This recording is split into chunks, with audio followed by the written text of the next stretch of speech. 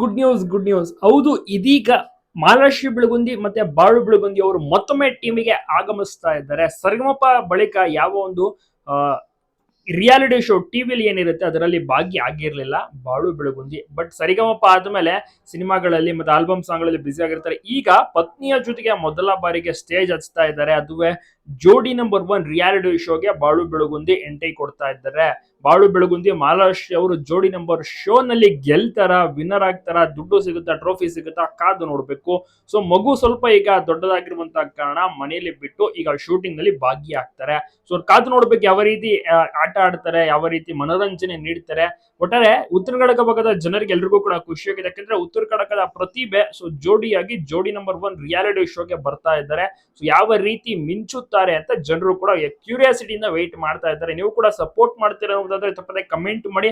ಹಲವರಿಗೆ ಖಂಡಿತವಾಗಿಯೂ ಕೂಡ ಖುಷಿ ಆಗೇ ಇರುತ್ತೆ. ಬಿಗ್ ಬಾಸ್ ನಲ್ಲಿ ಬಾಳು ಬೆಳಗುಂದಿನ ನೋಡ್ಬೇಕು ಅಂತ ಜನರು ಆಸೆ ಪಡ್ತಾ ಇದ್ರು. ಬಟ್ ಈಗ ಸದ್ಯಕ್ಕೆ ಜೋಡಿ ನಂಬರ್ 1 ರಿಯಾಲಿಟಿ ಶೋಗೆ ಬಂದಿದ್ದಾರೆ. ಮುಂದಿನ ದಿವಸಗಳಲ್ಲಿ ಬಿಗ್ ಬಾಸ್ ಗೆ ಎಂಟ್ರಿ ಕೊಡ್ಬೋದು, ಹೇಳಕ್ಕಾಗಲ್ಲ. ನಿಮ್ಗೆ ಅನಿಸುತ್ತೆ ಎಂಟ್ರಿ ಕೊಡ್ಬೇಕಾ ಬಿಗ್ ಬಾಸ್ಗೂ ಕೂಡ? ತಪ್ಪದೆ ಕಮೆಂಟ್ ಮಾಡಿ. ಎಲ್ಲ ಕಡೆ ಶೇರ್ ಮಾಡೋದು ನಮ್ಮ ಹತ್ರ ಮರಿಬೇಡಿ.